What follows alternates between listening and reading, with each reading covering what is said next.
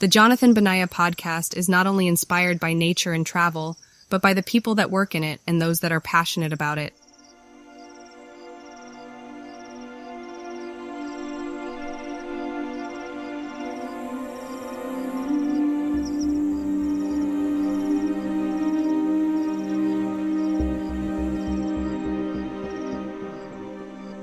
In this episode, I get to sit down for what should be a two-part series on the incredible work that wildlife vets do.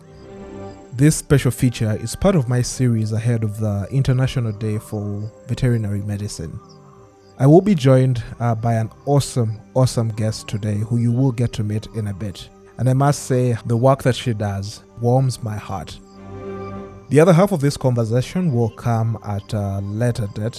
My second guest, who is also a wildlife vet, is unfortunately currently on the road, like myself, and it's been tough for us to get hold of each other. But don't you worry, that conversation will also surely come later on. So keep an eye out for that. I know that at the end of these two interviews, these two conversations that we'll have, we will all have found a deeper understanding of this adventurous and unique profession, the wildlife vet profession. So now is a good time to find a cozy spot, maybe grab a pillow or blanket, maybe get yourself a cup of tea or coffee or hot chocolate, as I prefer, and let's embark on this beautiful journey together. This episode and the whole series is brought to you by our wonderful Patreons. And if you'd like to join that beautiful community, there will be a link down below in the podcast notes. And remember that highlights from this conversation will also feature on our sister show, the Africa Safari Podcast. The Africa Safari Podcast is an immersive safari storytelling series that is available on all major streaming platforms, including Spotify, Apple Podcasts, Amazon Music, YouTube Music, and for my friends tuning in the US, it will also be available on iHeartRadio. This conversation begins right after the short break. I'm your host, Jonathan Benaya, and this is the Jonathan Benaya Podcast.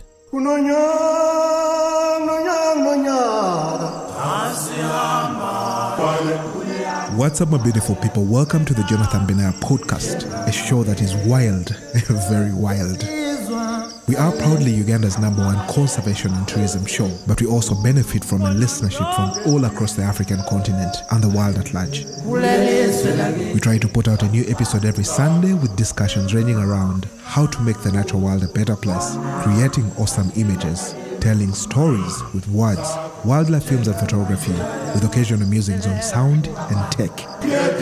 If these topics fascinate you as much as they interest me, I promise you this podcast will have you in a spin. I do share a lot of my personal experiences, and from time to time, I'll have one or two guests on the podcast to have some very insightful discussions. So thank you so much for tuning in, and enjoy your time here.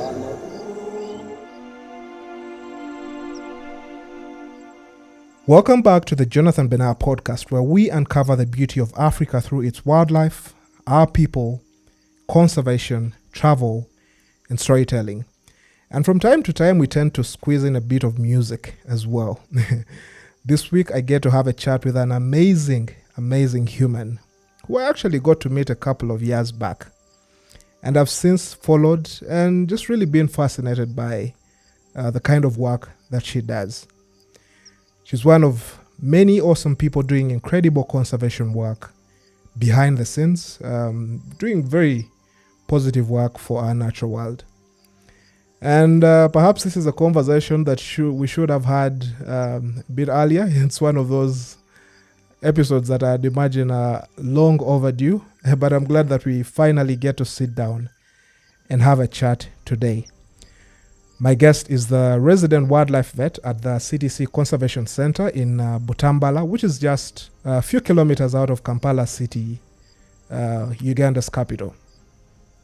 And with no further delay, here's Dr. Kia Martina. Welcome to the podcast. Thank you, Jonathan. Happy to be here. Fantastic. Now let's just dive right in. Let's start by learning a little bit about you.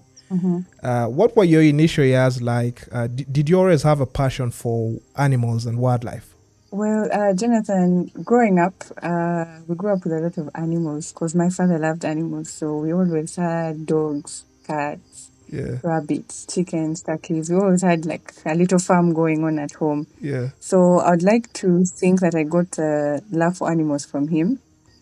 But I would say my love for veterinary medicine, the first spark I had was when I was about 9 or 10. And our family dog Simba had like a little wound around his neck, and he was so uncomfortable. He wouldn't let anyone touch it. And so my dad had to call a vet to come. Yeah. And that was the first time I ever saw a vet. So the vet came, and there was just this little one injection, and in 5 minutes, Simba was asleep. And then he went around to shave Simba's neck and put like sprays or whatever. I don't even remember what it was, but it seemed like magic to me. Yeah. And so that was the first time I thought about veterinary medicine. Okay. But then as I grew up, back then vets were not really a thing. Like, I don't know how our animals used to survive, but vets were not really a thing. So I didn't really see many vets growing up, but that was my first encounter with a vet. And that's the first time I thought, maybe this is like the path I want to take. Okay. And so as I got older, when we were younger, it was like you either had to be a doctor or an engineer or a lawyer. So I thought I might be a medical doctor at some point. But somewhere along the way, it wasn't. I realized it wasn't the path I wanted to take. And as I grew older, like when I was in high school, I got to meet a couple of other vets. Yeah. And so I just decided to take that path. Okay. And here we are. Yeah. Fantastic. So you said you met a couple of vets in your high school. Does that mean that at the university you did Yes. a course on, is that a veterinary course? Yes, I did a bachelor's degree in veterinary medicine and surgery. Okay. Where was that? It was at Macquarie University at the vet school. Okay. Yes. Cool. How challenging was school as a vet student? I imagine med school, as what I hear, takes quite a number of years, and it's not the easiest courses, I'd imagine. It's pretty much the same. It's pretty much the same because the course is 5 years, although realistically you actually spend 6 years in school. Yeah. Because you finish like in May and then you graduate the next year. So there's this one extra year. So it's actually 6 years.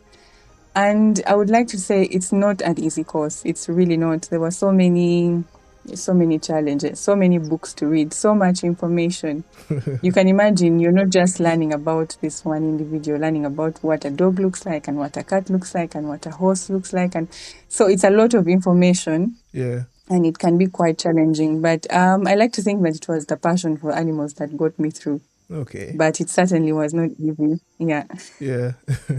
Yeah. Well, for those listening out there, I guess that kind of paints a picture. Not to discourage anyone, of course, but yeah.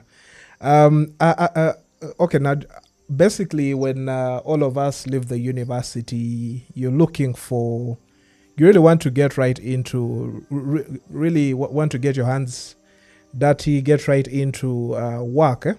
So I'd like to know, how was it for you? What was like the biggest breakthrough for you when you eventually began or maybe found a job in this profession that you were studying at school? Well, the thing is, because I want to say I was so passionate, I started working while I was in school. Oh. So at the vet school, there's a small animal clinic, yes, and there is like a little farm. But I was interested from early on in vet school. I was interested in small animal medicine and surgery. Yeah. Just because I was exposed to it a lot. So I used to, from around my second year at vet school, I used to stay behind during the holidays. Yeah. And work with the resident vets at the vet school. So because of that, I sort of built rapport with like older vets. Yeah. And so my first job I actually got before I graduated. I got a job at a small animal practice in Kampala. Oh. With a doctor called Michael Chiraga. So I started working before I graduated, and it was my first big break because it was my first paying job. But I like to think it's because I had been working already prior to finishing school. Yeah, that I got it. Okay. Yeah, and that's how I started working. Yeah.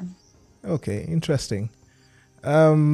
So you didn't start out as a wildlife vet, if I heard that right. You started with... No, I did not. Yes. Interesting. Yes.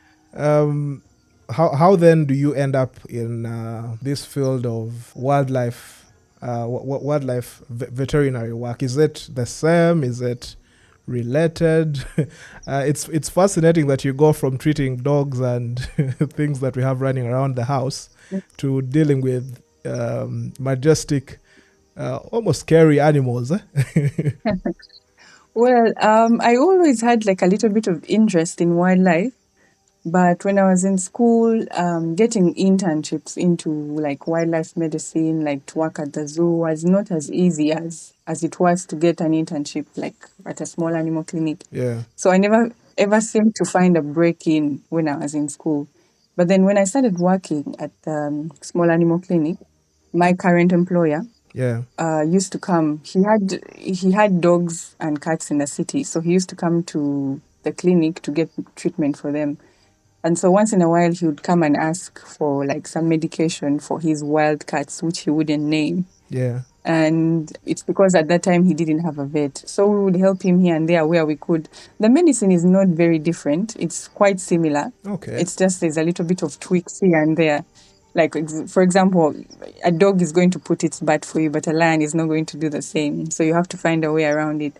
So around the time COVID started, which was in 2020, I wasn't able to go to the small animal clinic every day because at that time public transport was banned and I wasn't able to move freely. Yeah. But my current employer had a special movement permit because he had to move food from the city to his animals. Yeah. And so he had always been inviting us, the staff at the clinic, you should come and see the animals I'm always talking about. And we would always say, yeah, we'll come. But of course, we never found the time. Yeah. So now that I didn't have much to do, I found the time to come and see. And I met a lot of animals I had never even heard about. Yeah. So he needed a vet desperately. So I started helping him with like vaccinations and small things like microchipping and organizing his data.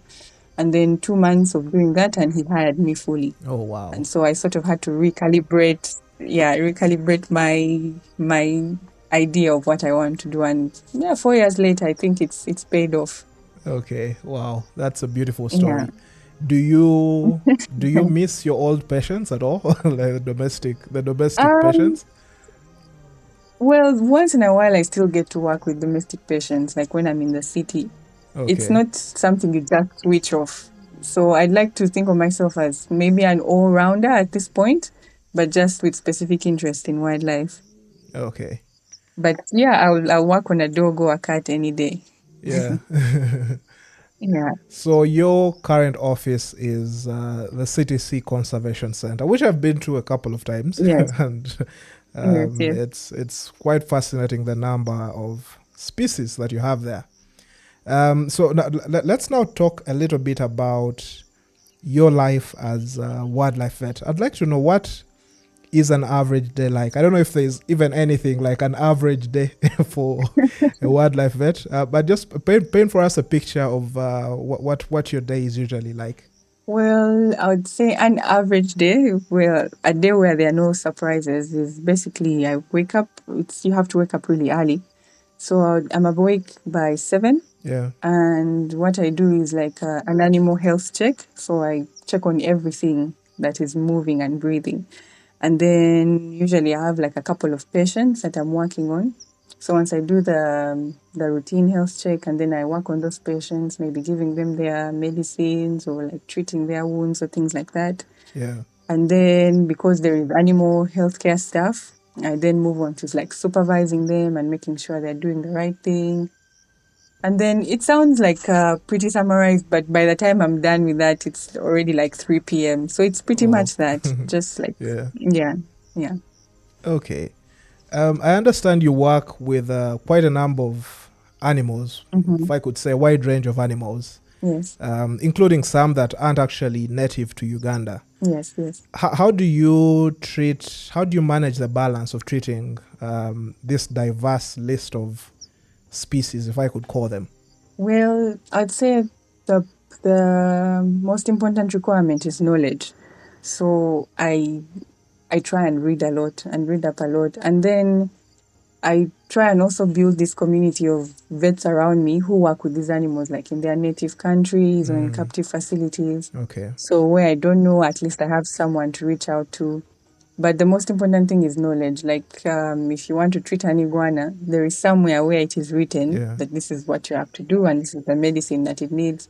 So I just try and stock up on knowledge, a lot of knowledge. But generally, the medicine is the same. Like the same painkiller that a lion uses is the same painkiller that a chameleon would use, but just maybe in a much smaller amount. Yeah. So it's basically just balancing and knowing exactly what to do for the exact animal that you want to work on. Okay, fantastic. Yeah. Now you just talked about, you just mentioned the term lion, and I know my listeners must have jumped a bit off their seats. Do you mind just going through, just quickly, the list of major animals that you have there at the Conservation Center?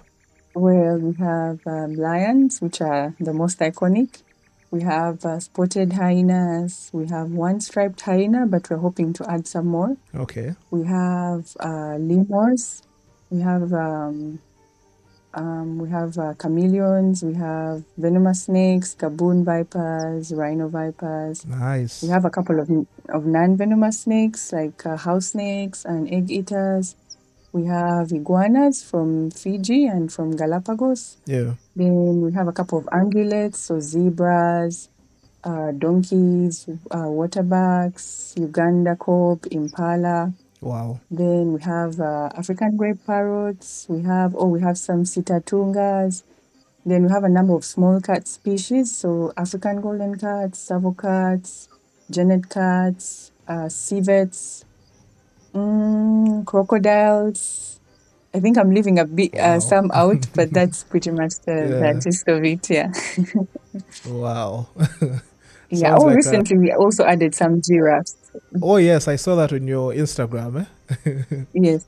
Very nice. Congratulations. That's a recent addition. Thank you. Okay. Now, I'd like to also find out what for you is or was your one really, if I could call it, your most interesting endangered animal that you've treated. Well, for me, the most interesting species I've worked with is the African golden cat. Okay. Which is not necessarily endangered, but I think they are classified as vulnerable at the moment. Now, this is a species I never heard of 4 years ago. Never knew they existed. But they are a small cat species and they live in forested areas and they are very rare to see. And so there is very little information on them, but they are quite magnificent. I would describe them as basically a miniature leopard. Yeah. So I found those really, really interesting. But it's also interesting for me to have worked with the Fiji iguanas and the Galapagos iguanas because those do not occur here. And I mean, like, not many people can say that they have worked with them or even touched them or even seen them for that matter. Yeah. So those remain quite interesting to me. Yeah. Okay. Yeah. Is there any animal you haven't yet worked with that you would really dream of treating, if I could use that as a term? Oh, there's a number. Yeah. There's a number of those. I love raccoons for some unfathomable reason. Yeah. I love raccoons and I would like to get to work with some someday. Have you ever seen one? And then I haven't seen one physically. Okay. Because they apparently only occur in North America and I have never been. But I'm a fan for many pages that advertise raccoons or who have raccoons as pets or as patients. Interesting. So I'd love to work with raccoons. But there's a number of species I would also like to work with, like the lemurs. There are like over 100 species and we only have 2. And I would like to work with like Indri lemurs and macaco lemurs. I'd also like to work with just leopards and jaguars and cheetahs and things like that. To be honest, I don't think there's many animals I wouldn't want to have the chance to work with. So anything, just throw it at me, I'll take it. Yeah. Interesting. And I can really hear the passion in your voice. So my interaction with wildlife, of course, as a filmmaker and a conservationist myself, it's always beautiful interactions. And for us, it's we sometimes do get pretty close, but not as close as you do, because I imagine you get to even go under the skin of some of these animals. Yeah. So I'd like to know, could you share maybe a specific moment or maybe a case that you worked on that is till this day special or maintains a special part in your heart? Well, surprisingly, it's not even wildlife. It was actually a domestic animal. It was a dog. Okay. So there's this dog I met, I'd like to say maybe 2 years ago. She was called Molly. Very old dog. She was about 10 years, and that's quite old for a dog. But she had cancer. Oh, no.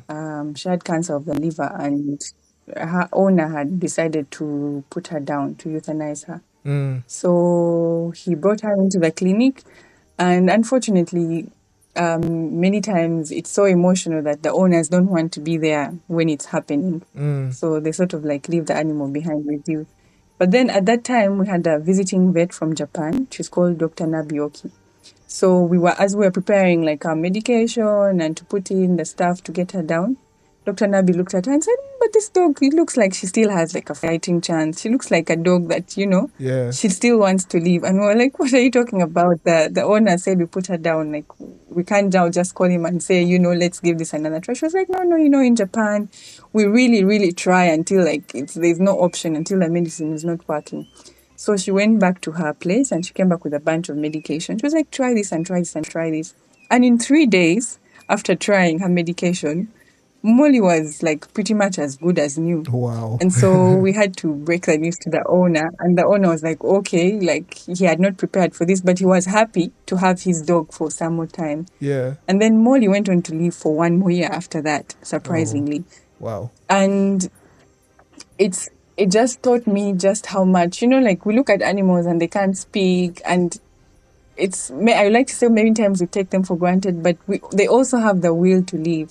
So it changed my perspective on what it means to be a veterinarian, helping animals feel better. Wow. Because, sometimes you take it for granted and you're just going and giving an injection, hoping it feels better. But the animal is also trying to live and hoping that it's being given another chance. So it's changed my perspective a lot. Yeah. And that's why I feel like veterinary medicine is my passion, and that's what I was called for, to make animals feel better, to give them another fighting chance. Wow. So Molly eventually had to be put down again, but at least she got to have 1 more year of maybe playing with a ball with her owner or snuggling on the couch. Yeah. And I was very happy to have been part of that process. Wow. Yeah. That's a beautiful story. Thank you. I kind of feel sad to maybe pour water on it with not really a negative question, because my next question is, I'd imagine not every day is as beautiful as this story that you just shared. No.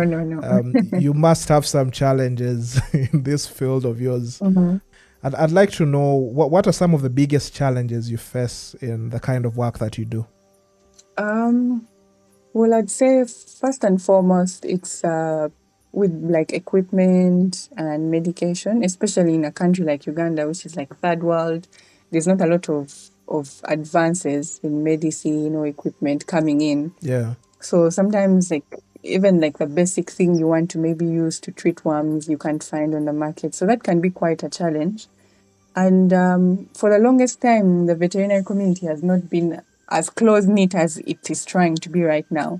So also getting help, getting advice, things as simple as that has been quite challenging. But I would like to say things are getting better. Okay. There are a lot of communities now that vet communities, wildlife community vets, I'm in a lot of WhatsApp groups right now.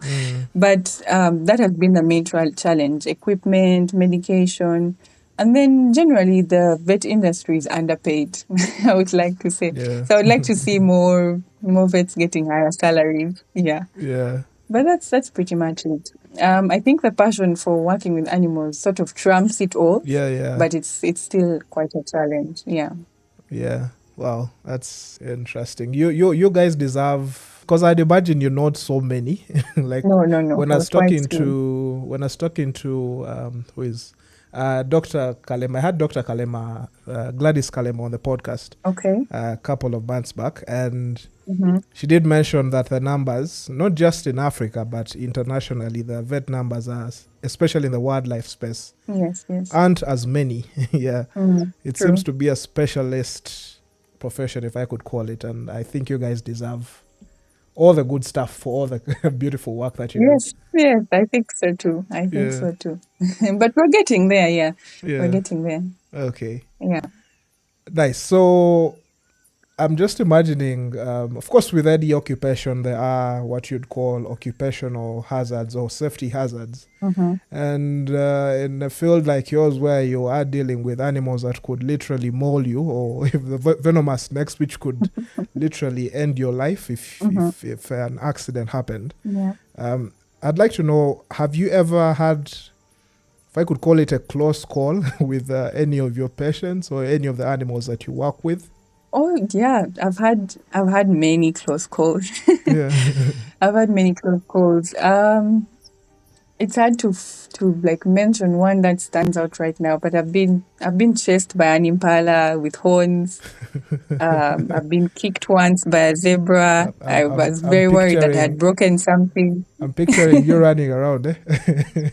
Yeah, it was very humiliating to say the least. I've been kicked once by a zebra. I thought I'd broken something, but luckily I did not. I was bitten once by a very angry lion. Oh dear. Luckily, that was all. Yeah. I've been scratched a lot, but those are not really close calls. Yeah. So yeah, once in a while there are accidents, but as you gain more experience, you learn how to be more careful. Yeah. So I like to think as I grow older, I'll probably have less wounds and less scars, less battle scars. We would call them what, your beauty marks, so that show all the battles you fought through. Yeah, that's what I call them. Yeah. Yeah. Interesting. Now, of course, you mentioned that you have snakes there as well. Mm-hmm. And for some reason, just recently, I've grown such a huge fascination. Of course, there's a story that I'm working on around harps. So I've been doing a bit of harping here and there. Mm-hmm. And slowly I'm getting a deeper understanding of what I would call some of the most misunderstood animals, especially our venomous snakes. Yes, yes. I've been fortunate to film gaboons, rhinoceros, a couple of cobras. Mm-hmm. And for the majority of the time, these animals are largely calm. Yeah. Of course, I'm working with scientists who know how to handle them. But still, you can see that these animals, all of them have characters. Of course, there's some that you see that just want to run away and just want to go away and do their own business. And then there are some that will just sit there and watch you, which for me is fascinating. But the truth is, I'm still scared. I still do fear snakes. And where I'm going with this is that I'd like to know, of all the patients that you work with, is there like a particular animal or particular patient that, yes, you'd probably, over experience you've worked with, you know how it would respond, but going into the process of working in it, you still feel a bit of fear? Is there an animal that you'd say an animal that you're scared of? Funny enough, it's also venomous snakes. I have a lot of respect because, I mean, for a lion to kill you, yeah, it doesn't take much, but you can almost see it coming. Venomous snakes are not the same. Yeah. It just needs one little strike, 1 millisecond, and that's it. Your life is pretty much over. Yeah. So I'm very cautious. Luckily enough, we have a couple of venomous snakes here, but luckily enough, my employer is very fascinated by them and he has been working with them for a very long time. Yeah. So I would like to say I've got a lot of experience handling them and making sure that I don't get injured from him. But still, every time maybe I have a venomous snake patient, I'm more comfortable with him doing the handling so that I can come and do whatever I need to do and get out of there as quickly as possible, because they still scare me quite a lot. Now let's now talk a bit deeper around the union between the veterinary practice and conservation. Okay.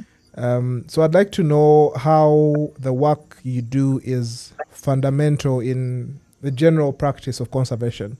I know for many people that are tuned in, they may not fully comprehend the depth of the importance of having an expert vet unit or maybe an expert vet as part of their conservation team.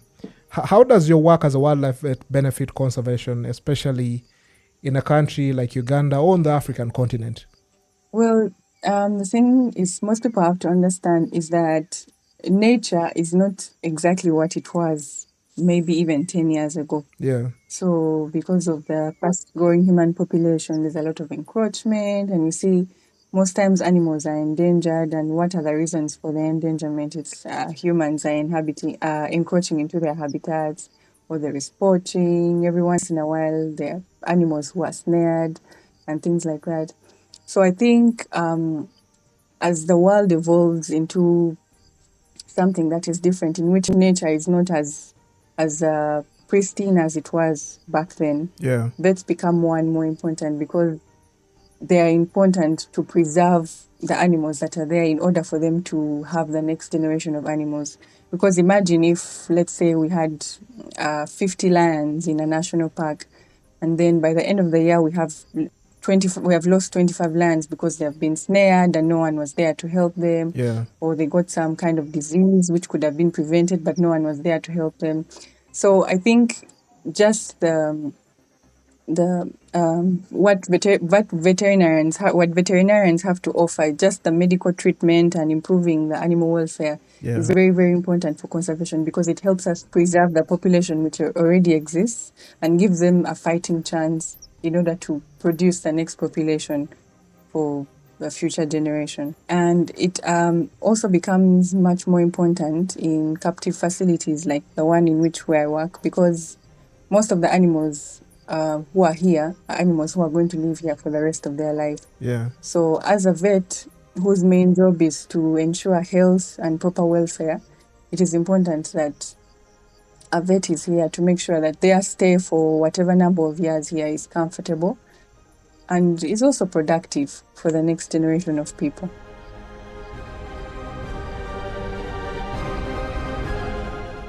Just moving on. So now, what would be your thoughts on, if I could call it, opinions from other conservationists that prefer a form of conservation that, if I could maybe call it in inverted quotes, a no-touch form of conservation where the wildlife is left to fend for itself. In this day and age, of course, as you've said, so much has changed over the years. The pressure from human settlements on protected areas and wildlife, the natural world in general, kind of makes the odds different than what they were like in the past. Yeah. But you still have people who say, no, let the animals fend for themselves, leave them to basically survive, as Darwin proposed so many years back. What are your thoughts on opinions like that? Well, it's like I said, nature isn't what it is back then. If we leave the animals to fend for themselves, as human populations grow and people encroach into animal settlements, in 10 years it's going to be worse than what it looks right now. Yeah. So when it comes to touching, I would also like to live in a world where animals stay in the wild and, like, we just go and look at them and everything is fine. But it doesn't really work like that anymore. And now, because of that, you have a lot of captive facilities all over the world coming up to start breeding programs and to sort of have, I would like to say, maybe a backup population. Yeah. Because, for example, let's look at the example of lions in Uganda. Recently, we had this conference on how we can recover lion populations. And the numbers that were being said were really, really dire. There's 20 lions only in maybe Queen Elizabeth, and there is like only 40 lions from back then, 20 years ago, when it was thousands and thousands. Yeah. So things are not looking good. And so that's why there's a need for all these captive facilities, so that there is a population somewhere where our kids or our grandkids will have somewhere to see lions if nothing is done for the natural population. Yeah. And then now when it comes to captive populations, yeah, people have a lot of issues with touching animals, but you have to understand that these are animals who most of them are going to live in these facilities for a very long time, if not all their lives. Now, it is important to establish a relationship with these animals where they know that you're not there to hurt them, but you're there for their welfare. Yeah. And one of the best ways to do this is to develop a relationship. And how do you develop a relationship?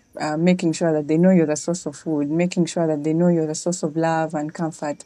And this involves touch for so many animals, including lions who are social animals. If you can come in and hug the lion and touch him and rub his back or give him a comb, he knows that you love him and you appreciate him and you're not going to hurt him. It doesn't make him any less of a lion. It doesn't remove anything from him. He still remains a lion. Yeah. But he's comfortable. And then also, when it comes to the veterinary medicine part, he can willingly participate in his care. Because if I teach him to extend his hand so that I can get a little bit of blood, and then he knows after that he's going to get a treat. Yeah. It goes as fast as, it goes as fast as maybe 15 minutes as compared to if every time I come and he sees me and he's like, oh my God, who's this person? They have come to torture me, and then I have to dart him and we have to use this expensive medicine, and then it has to take an hour before I can get maybe a little tooth out or just a little blood. So when it comes to the touching thing, I understand the sentiment of animals should stay wild, but it is important to know that things are not the same as they were back then when nature was pristine and when animals could fend for themselves. Now the animals need us more than ever. And it is important for us to make them comfortable, especially in facilities like the CTC. And in order for us to make them comfortable, there has to be some level of touching and some level of interaction. Yeah. Just to make them comfortable and to know, that they are not in any danger. Yeah, okay. Yeah, I think that's basically it. Yeah. And it's also important for their welfare because if every time, let's say I pass by the golden cat's cage and they're like, oh my God, this person, they've come to torture me. It's not healthy, because they're always stressed. But if every time they see me and they know, this person comes with something good, and maybe just a card or a hug, it doesn't even have to be food. It improves their welfare a lot. Yeah. A lot. So, I understand their sentiment, but it is important to know that it's vital that these animals are healthy and stress-free, especially in captive environments. And then there's also this thing, especially in zoos abroad, where they have like these ambassador animals. So they'll get like maybe only one lion or one fox or one this or one tiger who they touch specifically and leave the others where people can just view them. But it makes a difference to, let me say, a 10-year-old kid. If he can come and touch this lion and feel the mane, it makes an impact. Like he can go and tell his friends lions and like the way it made an impact for me to see a vet treating a dog at 9 years old. These interactions also make an impact, especially to little kids. And these are our future conservationists. So I think it's really important, to change our perspective regarding that.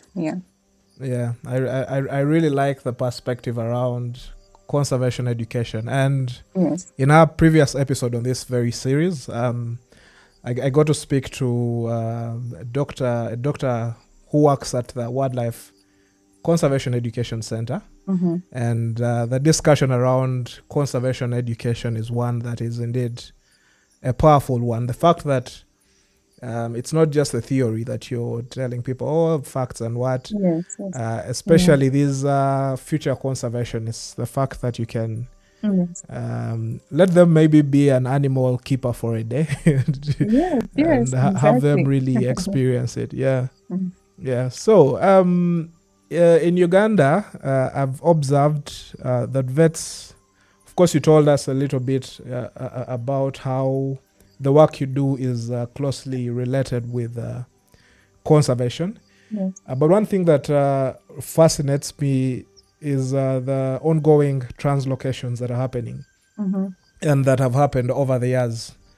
I know we have an upcoming really interesting story around rhinos being reintroduced in Ajai.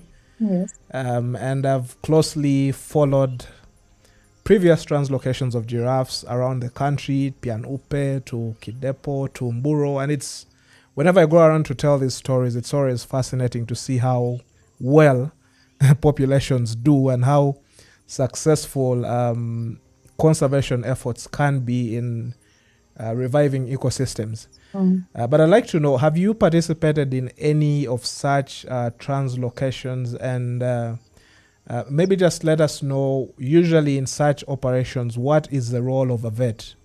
Well, the translocations I've participated in are those ones which are done to establish new populations somewhere. Okay. So most recently, like you saw on our social media, I participated in the giraffe translocation, but that was done to establish a population at CTC. Yeah. And previously, I've done zebras and warthogs and impalas. So the purpose of a vet, one, is to make the whole entire process safe, because you're not going to just approach a wild animal and say, please, can you get into my box and I take you somewhere? So the vets are there to make sure that the process is done safely, which involves tranquilization or sedation. Yeah. So this is all veterinary medicine work. And then usually when you're translocating animals, you have to collect blood samples and examine the animals and make sure that you're translocating healthy animals, not that you introduce animals somewhere and then 1 month later there's like a new disease that you did not account for. Yeah. So there's a lot of sample collection. Sometimes you have lesions on these animals that you need to investigate or you need to treat, because wild animals experience stress on a much higher level than we do, because they're not used to being touched or moved or anything. They just want to stay where they are. Yeah. So sometimes even with like a little bacteria, you find them with like worm infestations and they're doing well in the wild. But because of this whole translocation process, they move somewhere, and because they're so stressed, it blows up. So the vets also help to manage that, to treat that. So there's a lot of medication going into these animals before they are moved. Blood samples are collected. And then, we sort of have to be there to see the whole process through. So vets are there mainly to keep the animals safe and the team safe, the human team, to make sure the animals are healthy, to make sure that they are stress-free. Yeah. Yeah, that's basically it. Yeah, that's Yeah. the role of a vet. Wow, that's interesting. Because I know, especially with endangered species like rhino, you really can't afford to even lose one. So No. there's like no room for what would you call it? Taking chances. No. And Yeah. you just explaining that really clarifies the picture for me that that the teams doing the translocations aren't taking any chances. You have experts ensuring that everything goes smoothly. Yeah, and usually it may even just be a team of up to 5 vets, just to make sure that everything goes safe. So maybe one person is in charge of the tranquilization and another person is in charge of the medicine. So it's not even just one vet usually. It's usually more than one vet who is on the team. Okay. So that's, I guess, how important veterinarians are. Yeah. Okay. When you talked about like samples, taking samples, and my mind was tickled towards asking about research. Do you carry out any research as yourself or maybe CTC? And I also like to know where do you enjoy, where do you think it's most enjoyable to do this research? Is it in captive environments like where you're working, or is it out where these animals roam wild and free? Well, I've done research on the African golden cats, and I've done that in a captive setting. Yeah. I did some research on them for my master's, but I'd like to say it's different, because basically how animals behave in captive settings and how they behave in the wild, there's a little bit of a difference, because in the wild they're sort of they do not know most of the time that they're being observed. And in captive environments, it's difficult to sort of sneak up on animals. So I would say it is important to have research done in both captive and in both captive settings and in the wild, just to have comparable data. Yeah. Because also there are a number of hormonal and physiological changes that happen to animals when they are moved to captive settings. It could be maybe just stress hormones are less or stress hormones are more. And these things affect, especially if you're going to do, maybe if you're going to collect blood samples or if you're going to do anything physiological, if you're going to maybe look at their feces or their urine, there are going to be a couple of changes based on their hormones. Yeah. So I think it's difficult to say what would be more enjoyable. I think I would enjoy it either way, but it's different. So it depending on what you want to find out, it is important for you to decide Yeah. based on that, like what you're going to do. Yeah. Okay. Interesting. Now, as I had earlier, the profession that you do is definitely not easy.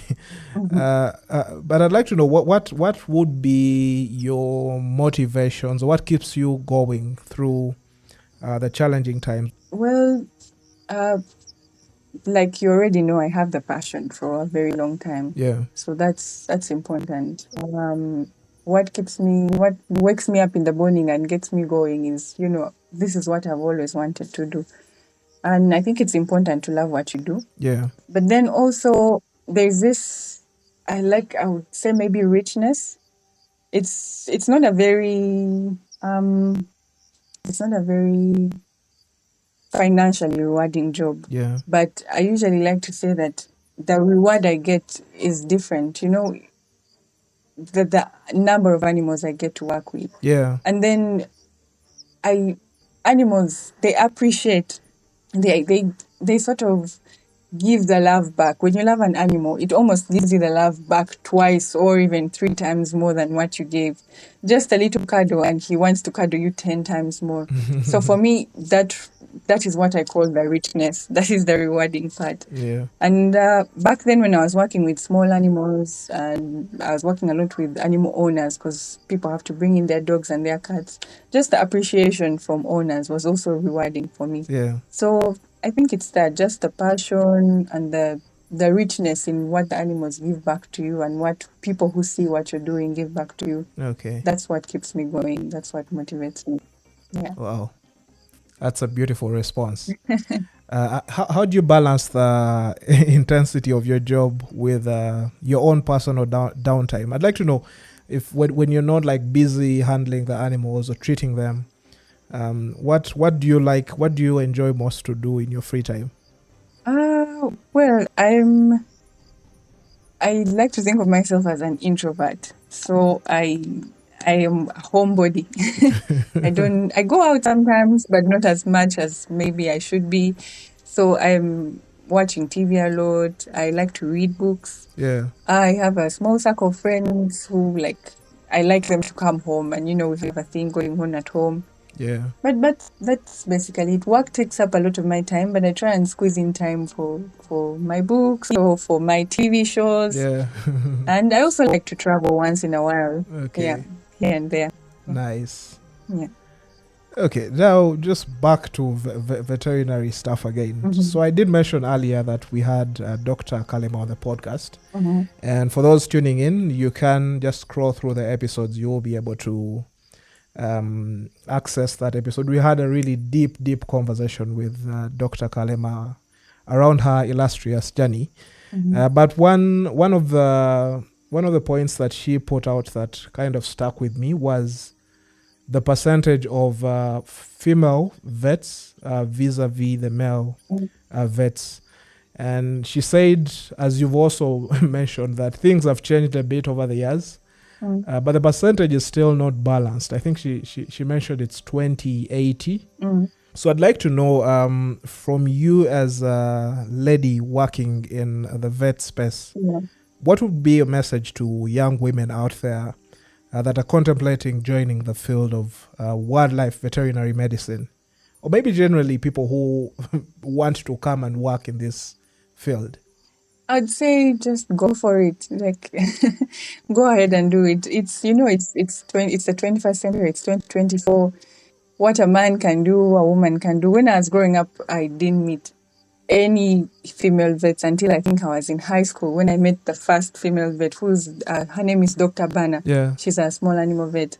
And the first time I saw her, I think we had this career or something expo going on at school where, they bring in like doctors and nurses and all kinds of career people.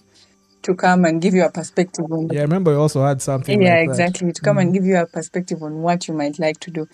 And she was just this one lady in this, I think it was like a team of 10 vets, and she was the only one.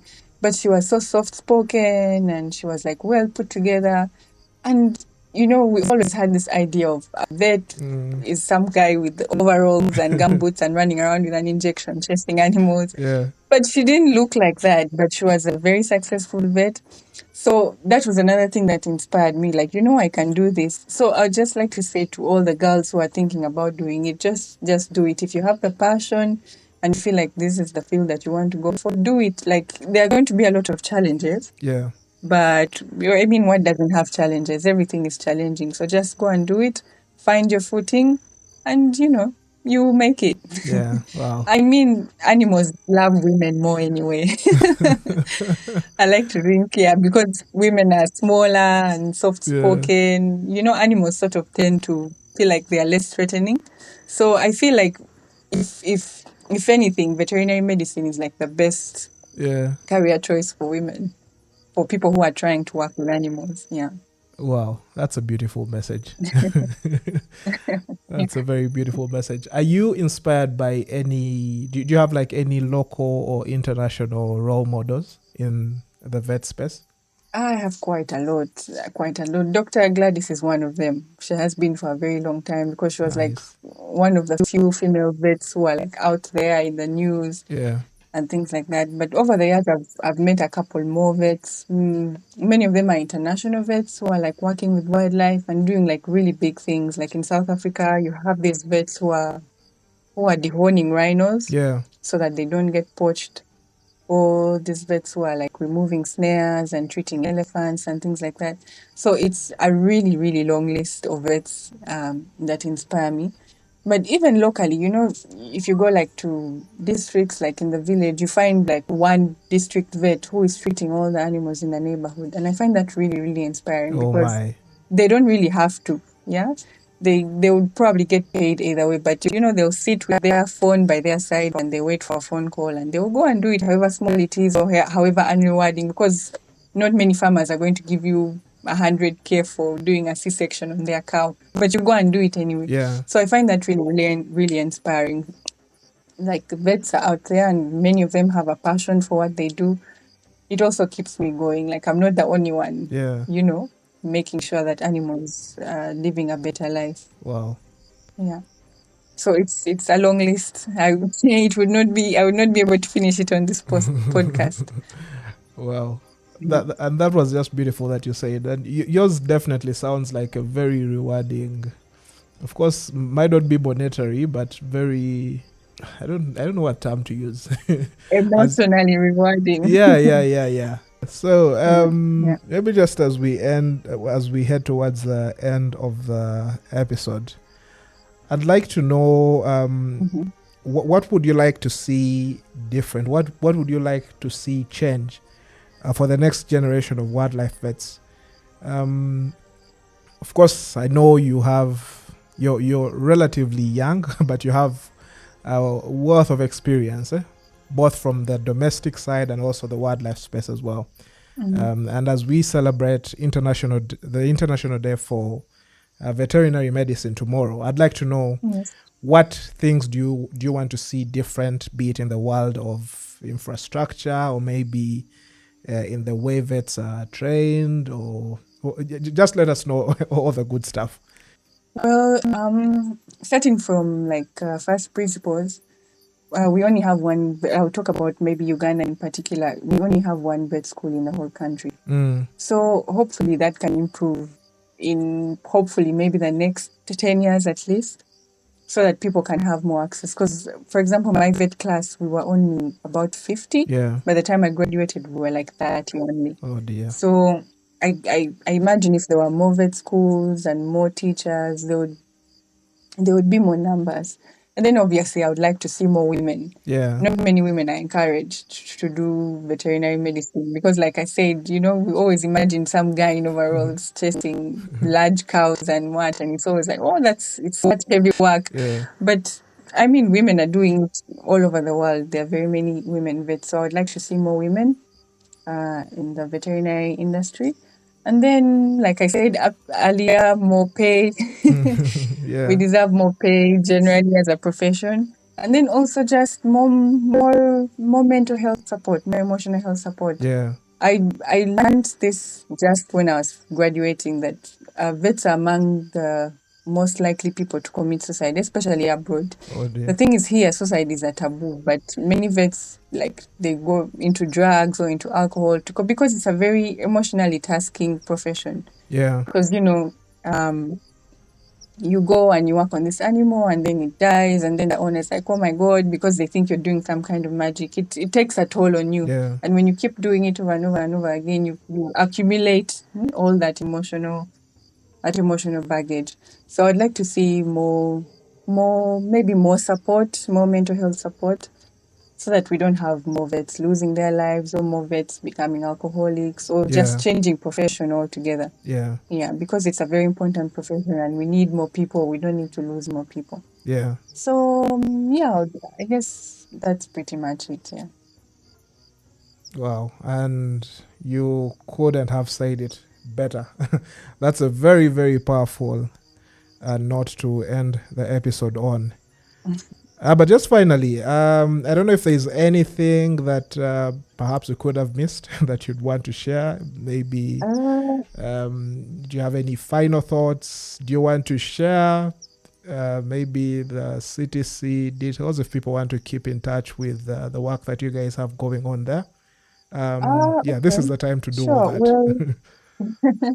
Okay, well, CTC, as you know, is not really yet open to the public, but we are having, we have a couple of visitors who come in and interact with the animals, just low numbers because we don't want to stress the animals so much. Yeah. But if you'd like to come to the CTC and see or touch some lions and touch some snakes or see some zebras up close and feed them, just follow us on Instagram and you can make a booking on WhatsApp. I think all the details are on the Instagram page. Yeah. And you can, get to learn about so many animals. Some facts you didn't even know. Like, sometimes people come and we're telling them zebras do this and they're like, oh my God, I didn't know that. So it's a good place to come and get up close and personal with so many kinds of animals. Yeah. So yeah, I'd encourage people to, make a booking. It's worth your while. Yeah. Fantastic. Well, thank you so much for speaking to us, Dr. Kia. Thank you, Joe. Thank you for having me. And thank you for all the beautiful work that you do. Thank you. Thank you too.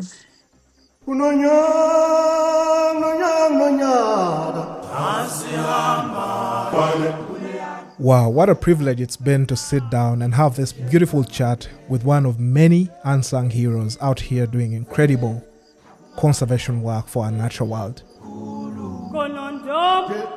And I'd like to thank you all our listeners for tuning in. I hope you enjoyed the conversation as much as I did. If you loved this episode, go ahead and smash that like button, share this link, and let's just push this conversation beyond this platform. Don't forget to subscribe to the podcast and also explore some of those past episodes that we've done here if you'd like to have more of such inspiring conversations. Remember that the Jonathan Benaya podcast is available on all major streaming platforms, including Spotify, Apple Podcasts, Amazon Music, YouTube Music. Where else are we? Castbox, Deezer, Pandora. For those tuning in the US, you'll also be able to access it through iHeartRadio and all those other platforms you access your podcast. I'd like to once again say a very big thank you to our Patreons. It's through your monthly pledges that we are able to keep this show running and all the beautiful creative stuff that we continue to do. And if you have any questions or if you have any feedback, please email me at contact@jonathanbenaya.com or ahabenathan@pm.me. Both those emails will be linked down below in the podcast notes.